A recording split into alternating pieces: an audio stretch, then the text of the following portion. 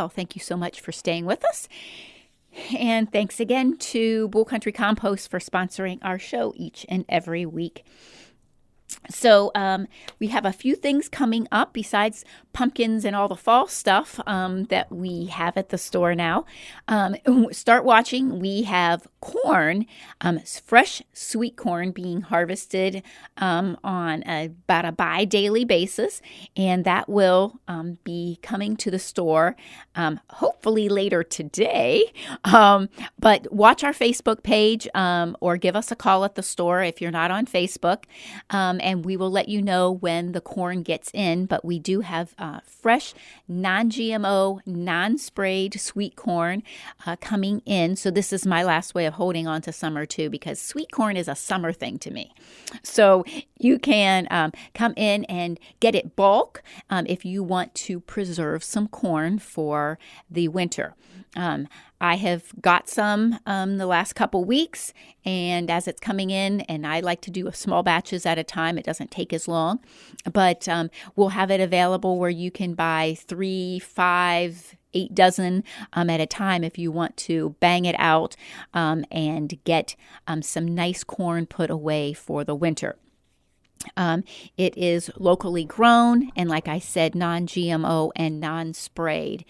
So it's going to be a great sweet corn to put up. I mean, maybe just to eat too. But if you want to get some put away for the winter so that you have a wonderful, great sweet corn to eat throughout the winter, it is a wonderful corn to do. So watch the Facebook page. Like I said, it should be coming in, like I said, maybe later today, and we will have it ready and available for you to come in and get. Remember, our hours are Monday through Friday, 8 a.m. till 6 p.m., Saturdays, 8 a.m. till 4, and we are closed on Sundays.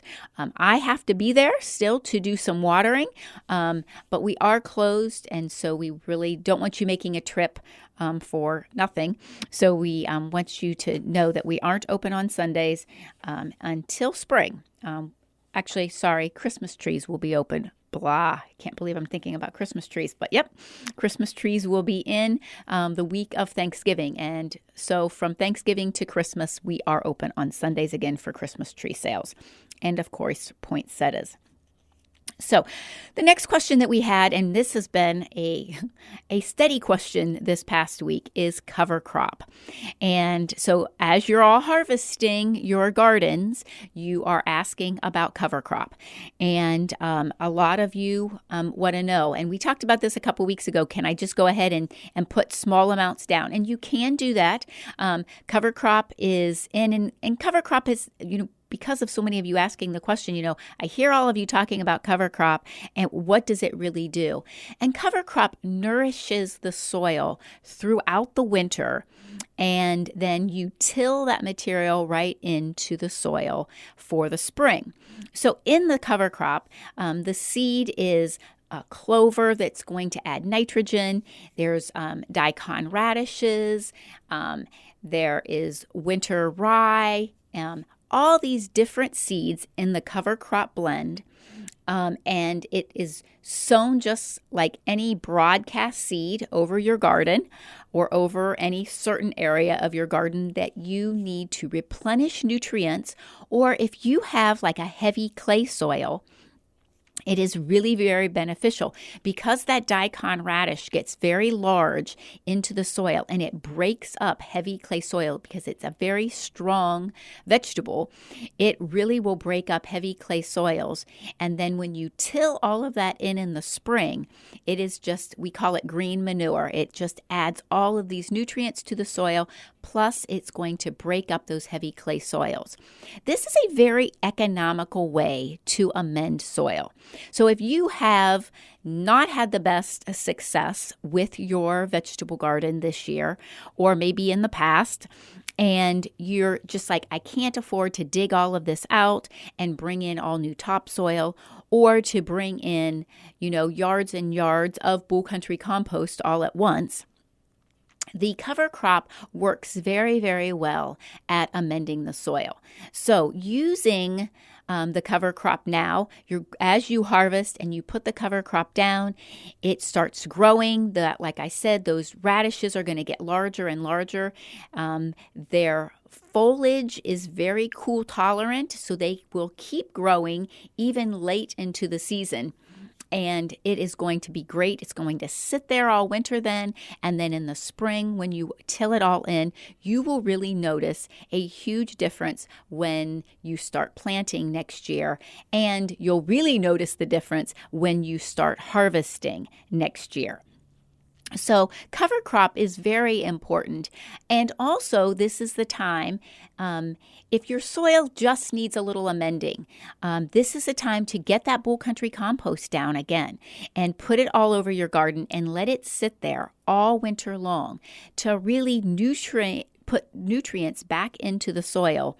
Because remember, we want to feed the soil, not the plant, because the plant's roots are really going to pull the nitrogen and the phosphorus and the potash out of the soil.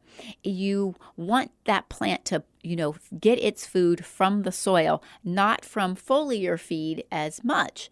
So if you can really get very nutritious soil, the plant is going to do much better.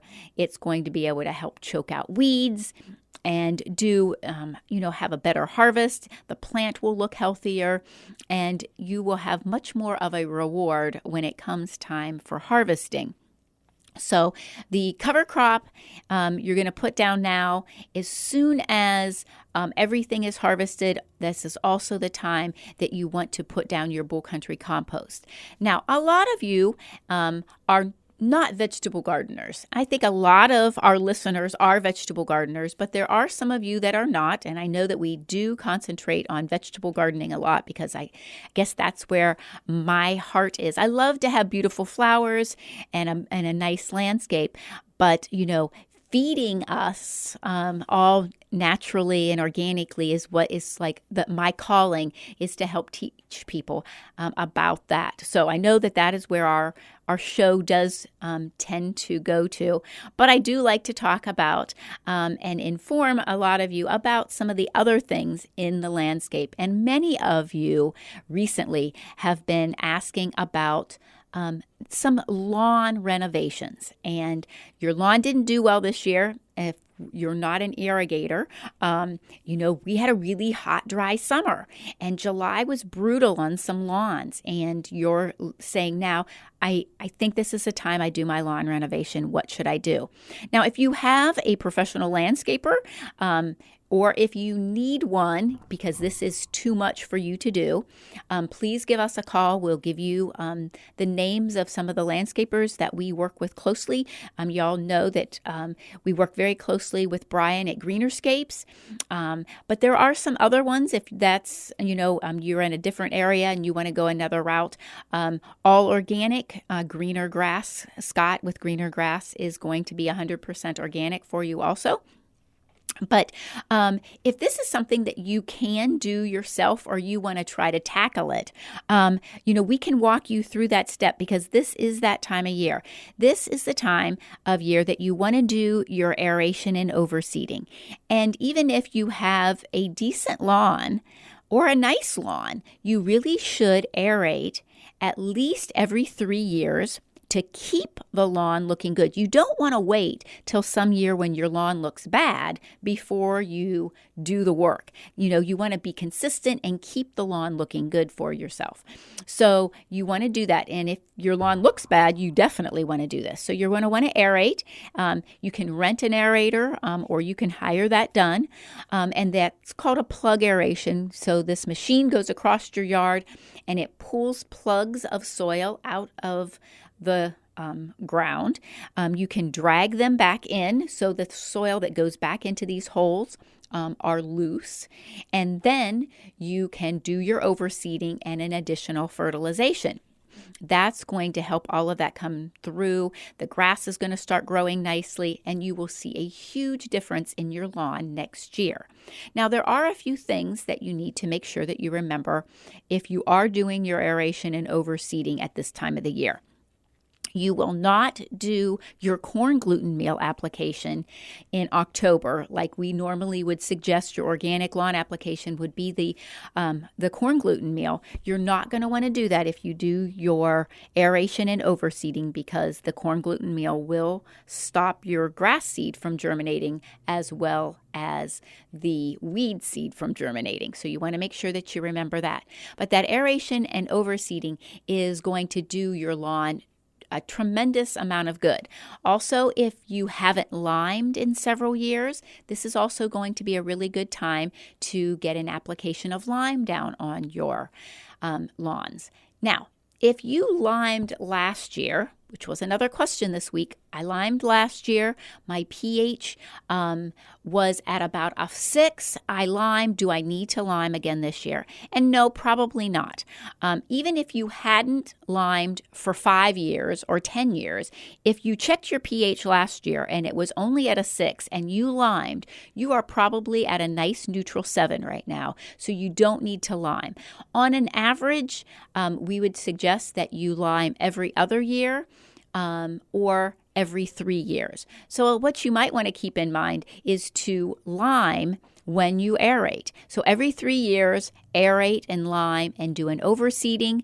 Some years you won't need to overseed, but if you do a slight overseeding, you will see your lawn always looking beautiful. Year after year, it's always going to be consistent and looking really good. So these are a few tips that you can have for your fall lawn care. If you have further questions, remember you can always give me a call at 330-455-5997. You can message us on Facebook, Anthony Petitti Organic Greenhouse, or you can email at cindypetitti@gmail.com, or better yet, stop into the store at 5828 Columbus Road. We're right there on the corner of Columbus Road and Broadway. Thank you all so much for being with me again this week, and we will be back with you next Saturday morning right here on the light at 8 a.m. with Tim from Bull Country Compost. Thanks, and have a blessed week.